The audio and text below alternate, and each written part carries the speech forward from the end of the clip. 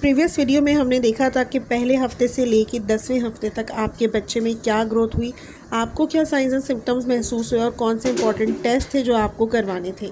आज की इस वीडियो में हम देखेंगे कि 10वें हफ्ते से लेकर 20वें हफ्ते तक आपके बच्चे में क्या ग्रोथ होगी। 20वें हफ्ते तक पहुंचते पहुंचते आपका बेबी इस काबिल हो गया है कि अब वो अपना अंगूठा मुंह में लेकर सक कर सके। तो ये चीज़ नेचर ने उसके अंदर डाली है और वो चीज़ पैदाइश के बाद उसको माँ का फीड लेने में हेल्प करेगी। दूसरी चीज़ ये होगी कि आपके बच्चे के जो कान हैं वो फुली तौर पे डेवलप्ड हो चुके हैं। वो इर्द गिर्द की आवाज़ों को सुन सकता है, अपनी माँ की आवाज़ को पहचान सकता है, अपने वालिद की आवाज़ को पहचान सकता है। इवन कि अगर एनवायरनमेंट में, बाहर के माहौल में कोई डिप्रेशन है, कोई शोर शराबा है, कोई टेंशन की बात है, तो बच्चा उन सब चीज़ों को अपने कानों से सुन रहा है और इवन कि कुछ रिपीटेड आवाज़ों को वो पहचान भी रहा है, जो पैदाइश के बाद उसको उन आवाज़ों से मानूस होने में हेल्प करेंगी। जैसे वो अपनी माँ की आवाज़ से पैदाइश से पहले ही मानूस हो चुका होता है कि ये मेरी माँ की आवाज़ है, ये मेरे वालिद की आवाज़ है। बच्चे की मेमोरी भी इस वक्त प्रॉपर तरीके से बन चुकी है।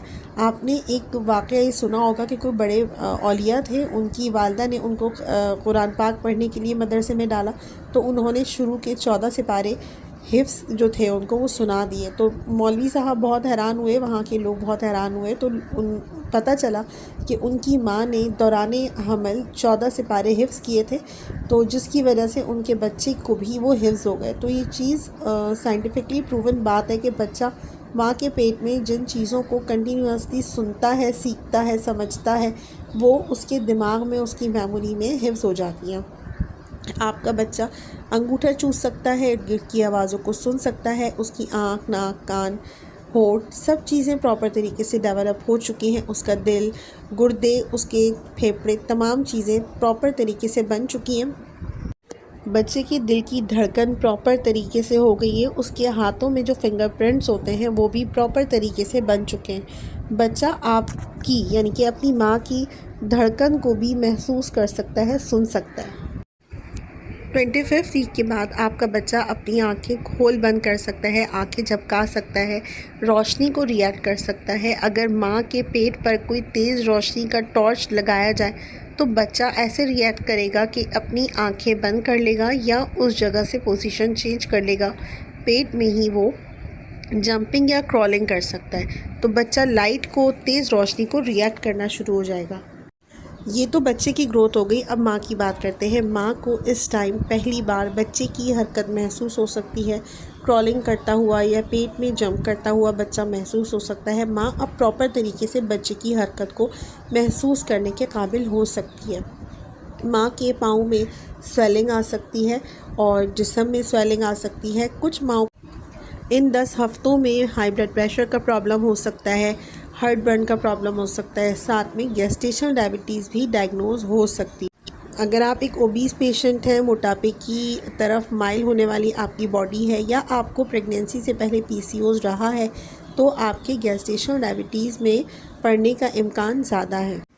20वें हफ्ते तक आपकी डॉक्टर एक ख़ास अल्ट्रासाउंड आपको रेकमेंड करेगी, जिसे एनाटमी स्कैन कहते हैं। इसमें बच्चे एनाटमी स्कैन कह लें या एनोमली स्कैन कह लें, बेसिकली इसमें फेटल वेलबींग देखी जाती है। आपके बढ़ने वाले बच्चे की जो ग्रोथ है उसमें सारी चीज़ें, उसके सारे ऑर्गन्स, जितने सारे बॉडी पार्ट्स, सारे सब कुछ उसका प्रॉपर तरीके से बन रहा है, बढ़ रहा है, ग्रोथ हो रही है या नहीं हो रही।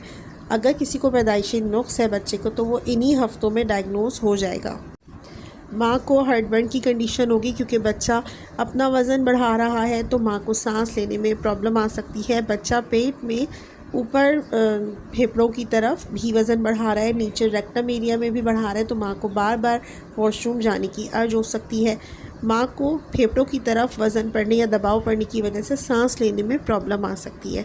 इस महीने बेसिक टेस्ट जो होते हैं वो अल्ट्रासाउंड होता है, जो एनोमली स्कैन होता है। अगर आपको गेस्टेशनल डायबिटीज़ के कुछ सिम्टम्स डॉक्टर देखती है तो आपका HbA1c ब्लड टेस्ट करवाया जा सकता है, जिसमें आपके गेस्टेशनल डायबिटीज़ के बारे में कंफर्मेशन होगी। आपका ब्लड प्रेशर अब रेगुलर बेसिस पे जब भी आप डॉक्टर के विज़िट करेंगी ये चेक किया जाएगा।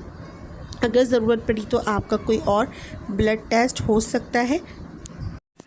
यूजुअली ये आपके जो प्रेगनेंसी है उसका चौथे महीने 5वें महीने के बाद का टाइम पीरियड होता है, तो इस टाइम आपका बेबी जेंडर भी मालूम हो सकता है। बहुत सी ख़वातीन जो माएँ बनती हैं काफ़ी एक्साइटेड होती हैं। पहली बार जो माँ बनती हैं वो काफ़ी एक्साइटेड होती है कि हमें अपने बेबी का जेंडर मालूम करना है। तो ये जो 10 हफ़्ते हैं इसमें जो अल्ट्रासाउंड किया जाएगा उसमें आपके बेबी की जेंडर की प्रेडिक्ट की जा सकती है। प्रेगनेंसी के हवाले से अगर आपके जहन में कोई सवाल हो तो आप कमेंट में कर सकती हैं।